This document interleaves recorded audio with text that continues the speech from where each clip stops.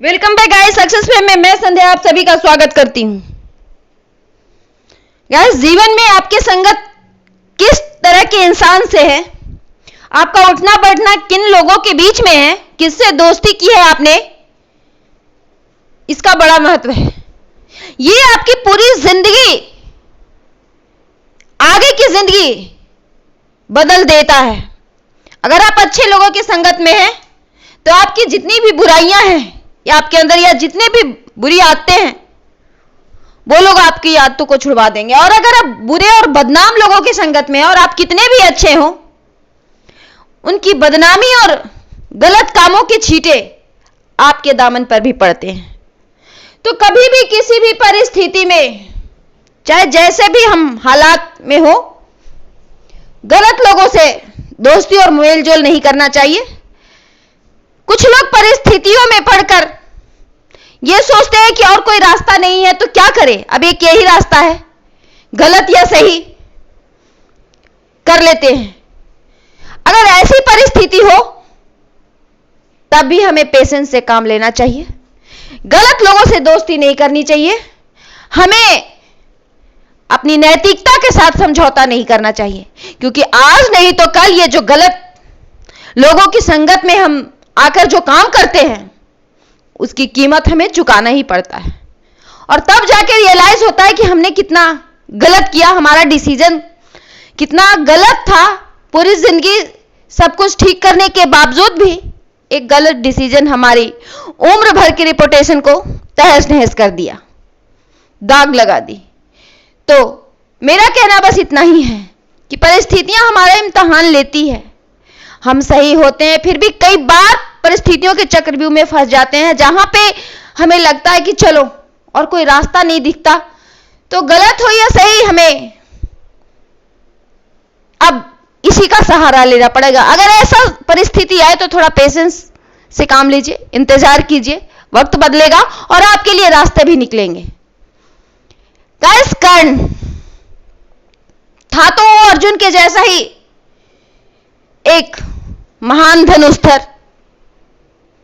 परंतु विडंबना यह थी कि वो क्षत्रिय होने के बावजूद भी एक छोटी जाति के यहां परवरिश पाने के कारण उन्हें सूत पुत्र कहा जाता था। और इन शब्द से उसे बहुत तकलीफ होती थी, क्योंकि सही बात है, उनके मुख का तेज तो यही कहता था कि ये किसी अच्छे कुल से हैं, और धनुष चलाने में वो अर्जुन से किसी लिहाज से कम नहीं थे। तो उन्हें ये तिरस्कार, ये अपमान क्यों मिले और क्यों सहन करे वो, ये सवाल उनके दिमाग में हमेशा रहता ही था। और ये भी रहता था कि हम एक बार अर्जुन से मेरी प्रतिस्पर्धा हो जाए तो ये क्लियर हो जाए कि अर्जुन नहीं, मैं ही श्रेष्ठ हूं। उनकी यही चाहत ने उन्हें दुर्योधन से दोस्ती करने के लिए मजबूर कर दिया। वो अर्जुन से अपना प्रतिस्पर्धा को पूरा करने के लिए एक गलत इंसान से दोस्ती की। अब उन्हें कोई सूत्र पुत्र नहीं कहता था, क्योंकि वो अंग देश के राजा बन गए थे। लेकिन इस अवसर को पाने के लिए कि अर्जुन से बेहतर है ये साबित कर सके, उन्होंने बहुत बड़ी कीमत चुकाई। एक गलत इंसान की संगत में आए और गलत रास्ते पे चले। सारी दुनिया जानती थी कि दुर्योधन एक गलत इंसान है, लेकिन फिर भी उनकी यह जिज्ञासा कि मैं ही श्रेष्ठ हूं, उन्हें एक गलत इंसान से दोस्ती करवा दिया, और जिसकी कीमत उन्होंने जान देकर चुकाई।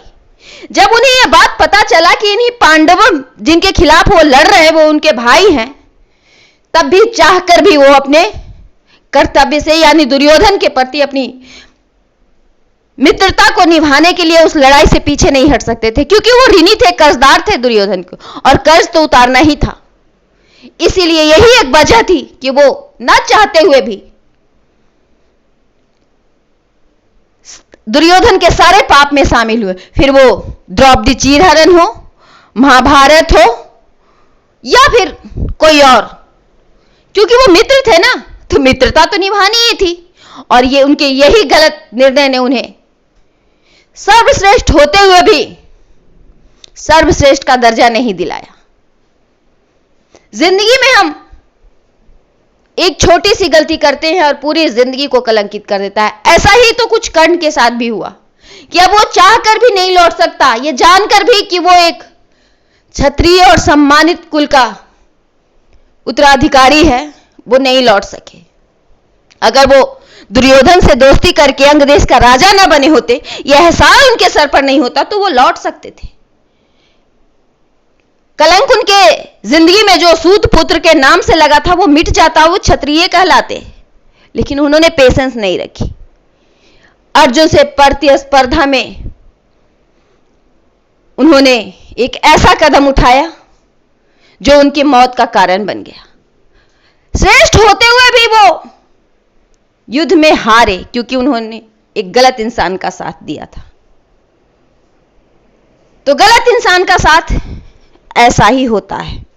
और जल्दबाजी में किया गया निर्णय या किसी को नीचा दिखाने के लिए, वो ज्यादा महान है या मैं, ये दिखाने के लिए कोई काम किया जाए तो उसका परिणाम हमेशा यही होता है। इसीलिए किसी को नीचा दिखाने के लिए कोई काम ना किया जाए, अपना कर्तव्य समझकर कीजिए। और परिस्थिति चाहे जो भी हो, गलत संगत से हमेशा दूर रहिए।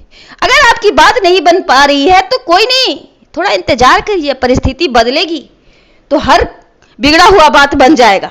परंतु आज जो गलत इंसान से दोस्ती कर ली तो फिर ये आपके मुंह पे कालिख मल के, आपकी जिंदगी को कलंकित करके, आपके उम्र भर के अच्छे कामों को मटिया मेट करके तहस नहस कर सकता है।